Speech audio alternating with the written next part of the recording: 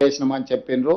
మా పోలీస్ సిబ్బంది చెప్పిందే నేను ఒకవేళ సరెండర్ చేస్తే వాళ్ళ పిల్లవాడిని వాళ్ళ ఇంట్లో పెట్టుకొని పోలీసులను పిలిపించి అప్పచెప్తారు. అప్పజెన్షన్ మీ ఇల్లా నా ఇల్లా? రోడ్డు మధ్యలో పోలీసులు నాకాబందీ చేసి వెహికల్స్ని చెక్ చేస్తున్నప్పుడు అప్పా జంక్షన్లో బండి భగీరథ పోలీసులకు చిక్కిండు. ఇది మా పోలీసులు నాకు చెప్పింది. నిజంగానే అతన్ని సరెండర్ చేసేది ఉంటే అతను ఎక్కడున్నాడో అక్కడికి ఈడ మా అబ్బాయి ఉన్నాడు, మీరు వచ్చి పోలీసులు ఇతన్ని సరెండర్ చేసుకోండి అని చెప్పిండ్రు అనుకోండి, అప్పుడు మనం సరెండర్ అనుకోవచ్చు.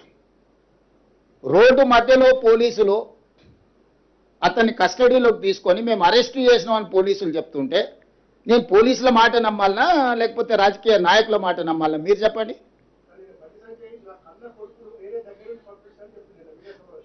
నేను అనేది ఏంటంటే అతను దగ్గరుండే పంపించి ఉండొచ్చు, నేను దగ్గర ఉన్నాడా లేడా అనేది నేను గవా కాదు. అతను ఏం చెప్తే అదే నిజం. ఎందుకంటే వాళ్ళిద్దరు ఒక దగ్గర ఉన్నారా లేదా, 5 రోజులు అబ్స్కాండ్ అయినప్పుడు తండ్రి కొడుకులు ఒకే ఇంట్లో ఉన్నారా లేరా, ఇది కాదు కదా. మేము చాలా సిస్టమేటిక్గా విశ్లేషించుకొని కంప్లైంట్ వచ్చిన వెంబడే ఎఫ్ఐఆర్ చేసి ఒక పద్ధతి ప్రకారం ఈరోజు ప్రభుత్వం చర్యలు తీసుకున్నది. మా చర్యల్ని ప్రజలు కానీ కోర్టు కానీ ఎవరు తప్పుపట్టలే. కేటీఆర్ జడ్జిగా, ఆర్ఎస్ ప్రవీణ్ కుమార్ ఐఓగా ఈయన విచారణ చేసిండు, ఆయన శిక్ష విధించేసిండు.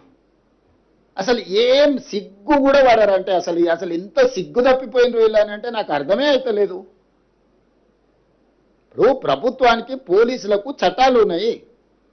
ఫోక్సో కేసులా ఫిర్యాదు రాగానే ఎఫ్ఐఆర్ చేయాలా? 0 మీద ఎఫ్ఐఆర్ చేసినాం. ఎఫ్ఐఆర్ చేసిన తర్వాత పేరెంట్స్ స్టేట్మెంట్ చేసినాం. 24 అవర్స్లో అమ్మాయి స్టేట్మెంట్ రికార్డ్ చేయాలి. ఆ ప్రకారం చేసుకుంటే అమ్మాయి దగ్గర కోర్టు దగ్గరికి తీసుకెళ్ళి 164 స్టేట్మెంట్ చేయాలి. ఇది సెన్సిటివ్ కేసు. ఫోక్సో కేసులో ఎవరి వివరాలు చెప్పడానికి లేదు. వాళ్ళలాగా రోడ్డు మీద వాడు మాట్లాడితే ఆ కుటుంబాల వేదన, ఆ అమ్మాయి కుటుంబానికి ఎంత ఆవేదన ఉంటుంది. వీళ్ళు అడ్డగోలుగా ఇచ్చేసి ఆ అమ్మాయి ఫోటోలు పెట్టి, ఆ అమ్మాయి తల్లిదండ్రుల ఫోటోలు పెట్టి, అసలు కేటీఆర్ అనేటోడు అసలు మనిషా? ఎవడన్నా మనిషి ఇట్లా వ్యవహరిస్తాడానికి? రాజకీయాలు కావాలంటే ఎన్నికల్లో కొట్లాడు, ఎన్నికల్లో ఓడించు. రాజకీయాలాగా చూడాలి, సమస్యను సమస్యలాగా చూడాలి. ఇది ఒక మైనర్ గర్ల్కి సంబంధించిన ఇష్యూ. దీంట్లో రాజకీయాలకు ఎందుకు?